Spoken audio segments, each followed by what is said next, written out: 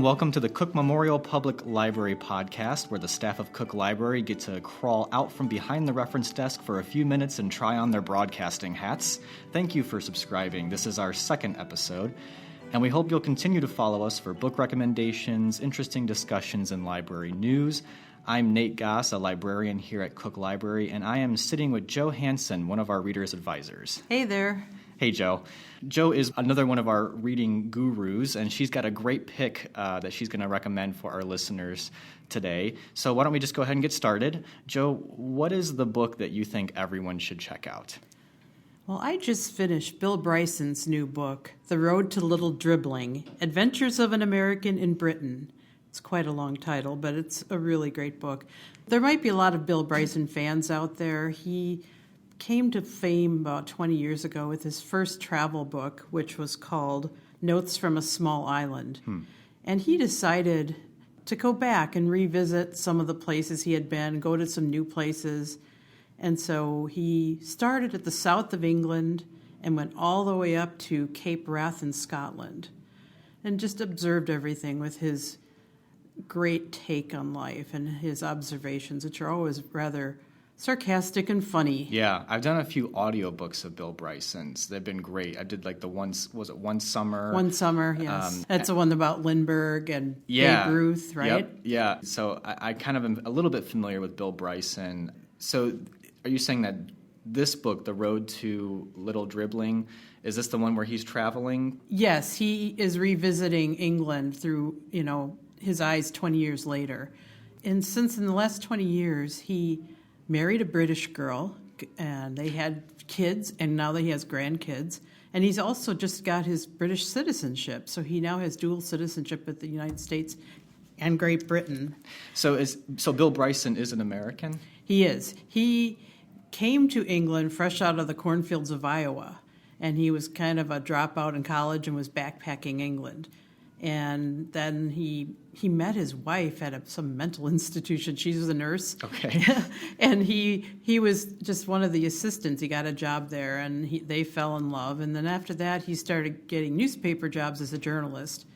And eventually, he tried his hand at writing. And Notes from a Small Island isn't his first book, but it is certainly probably his bestseller. Although his other really famous book that people probably are aware of is called A Walk in the Woods. With the film that came out this last year with Nick Nolte, was it? Nick Nolte and Robert Redford. Okay. What I noticed, though, and Walk in the Woods was quite a few years ago, and now Bryson is seeing things as a 64-year-old.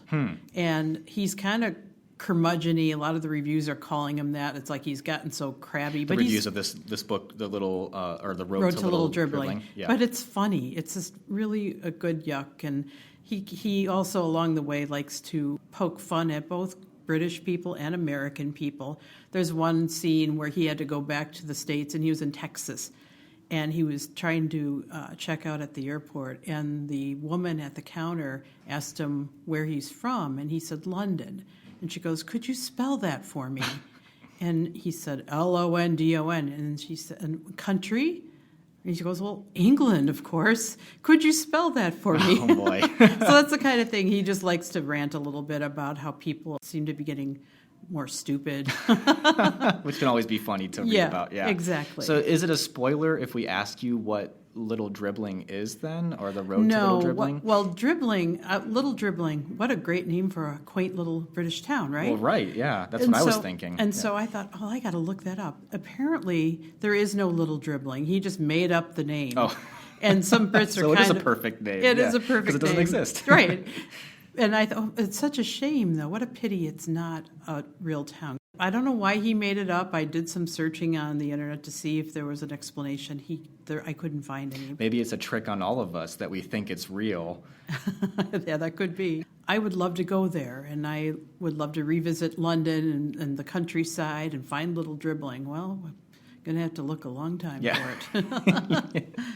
So was it Bill Bryson that brought you to this book, or had somebody recommended it to you? I am really a newcomer for Bill Bryson. Mm-hmm. One of my friends, Connie Reagan, who used to work here at the library, would always rave about his books, and I, for some reason, never got around to reading them, probably because I read so much fiction. I thought I should check it out, and I started with A Walk in the Woods. And so this is my second Bryson book. I want to go back to read One Summer, and his other book that Connie really recommended is called At Home. I read that one. Did you like it? Oh, it's great. And I did the audiobook, and Bill Bryson, I believe he reads his own stuff. He didn't do Little Dribbling for some reason. Okay. I want to say he read One Summer and he read At Home. And At Home is great because it just goes through each room in a house, a living room, the bathroom, and basically just gives you the history of it. But in that Bill Bryson, very clever, witty, sort of dry sense of humor kind of way. Yeah. Yeah, I'm looking forward to reading that too. It's fun to discover new authors because then you can go back and read their older works. Absolutely, yeah. Okay, so let's say someone's listening to this podcast and they've actually already read this book. Do you have anything that you might recommend to them afterwards that you think they would like after reading this? What I would recommend is go back and check out all his other books. Yeah.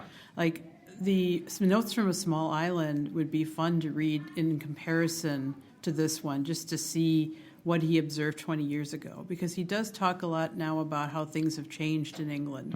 You know, how the recession changed it and how so many places have closed. And he does lament a lot about how small towns aren't quite the same anymore. And Kind of the big good old box, days. The good old days, and the big box stores just are taking over, just like they do in America. Yeah. Maybe we're not all that different. No. As you were reading this book, was there any part that specifically hit you that you'd love to share on this podcast a little bit at all? Well, although Bryson likes to poke fun at both the United States and Great Britain, both his homelands now, he clearly has great affection for both countries. And here's a quote about the British that was in the book that I really liked.